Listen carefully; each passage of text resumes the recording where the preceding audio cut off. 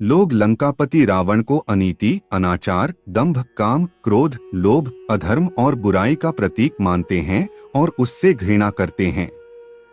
नमस्ते मित्रों, आप सबका हार्दिक स्वागत है सनातन लोक कथा यूट्यूब चैनल में। लेकिन सबसे महत्वपूर्ण बात यहाँ यह है कि दशानन रावण में कितना ही राक्षसत्व क्यों न हो, उसके गुणों की अनदेखी नहीं की जा सकती। रावण में अवगुण की अपेक्षा गुण अधिक थे। रावण एक प्रकांड विद्वान था। वेदशास्त्रों पर उसकी अच्छी पकड़ थी और वह भगवान भोलेशंकर का अनन्य भक्त था। उसे तंत्र, मंत्र, सिद्धियों तथा कई गूढ़ विद्याओं का ज्ञान था। ज्योतिष विद्या में भी उसे महारत हासिल थी। वाल्मीकि रामायण के अनुसार रावण पुलस्त्य मुनि का पोता था, अर्थात उनके पुत्र विश्वश्रवा का पुत्र था। विश्वश्रवा की वरवर्णिनी और कैकसी नामक दो पत्नियां थीं। वरवर्णिनी के कुबेर को जन्म देने पर सौतिया डाह वश कैकसी ने अशुभ समय में गर्भ धारण किया। रावण के उदय के विषय में भिन्न भिन्न ग्रंथों में भिन्न भिन्न प्रकार के उल्लेख मिलते हैं। वाल्मीकि द्वारा लिखित रामायण महाकाव्य, पद्म पुराण तथा श्रीमद्भागवत पुराण के अनुसार हिरण्याक्ष एवं हिरण्यकशिपु दूसरे जन्म में रावण और कुंभकर्ण के रूप में पैदा हुए। इसी कारण से उसके गर्भ से रावण तथा कुंभकर्ण जैसे क्रूर स्वभाव वाले भयंकर राक्षस उत्पन्न हुए। तुलसीदास जी के रामचरितमानस में रावण का जन्म शाप के कारण हुआ है।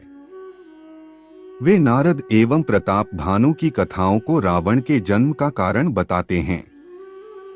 पौराणिक कथा के अनुसार भगवान विष्णु के दर्शन हेतु सनक, सनंदन आदि ऋषि बैकुंठ पधारे, परंतु भगवान विष्णु के द्वारपाल जय और विजय ने उन्हें प्रवेश देने से इनकार कर दिया।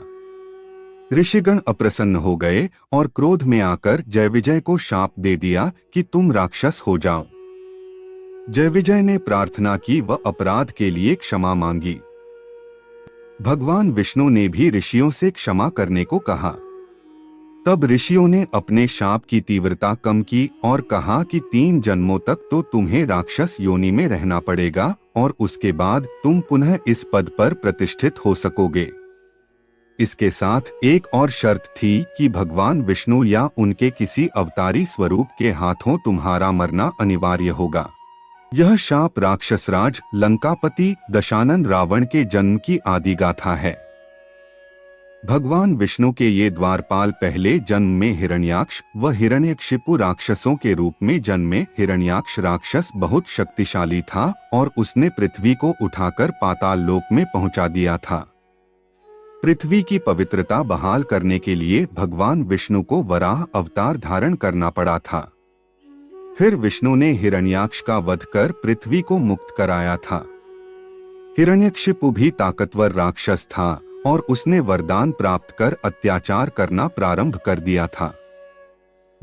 फिर भगवान विष्णु ने नृसिंह अवतार धारण कर हिरण्यकशिपु का वध किया था। त्रेतायुग में ये दोनों भाई रावण और कुंभकर्ण के रूप में पैदा हुए और तीसरे जन्म में द्वापर युग में जब भगवान विष्णु ने श्री कृष्ण के रूप में जन्म लिया, तब ये दोनों शिशुपाल व दंतवक्त्र नाम के अनाचारी के रूप में पैदा हुए थे। रावण को दशानन कहते हैं। उसका नाम दशानन उसके दशग्रीव नाम पर पड़ा।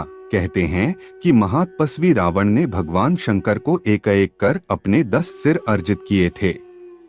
उस कठोर तपस्या के बल पर ही उसे 10 सिर प्राप्त हुए, जिन्हें लंका युद्ध में भगवान राम ने अपने बाणों से एक एक कर काटा था।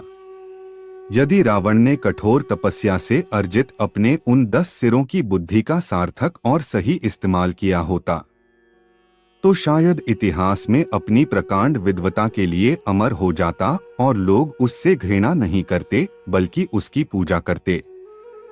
यदि आपको यह वीडियो पसंद आया है तो लाइक और सब्सक्राइब करना ना भूले। मिलते हैं अगले वीडियो में।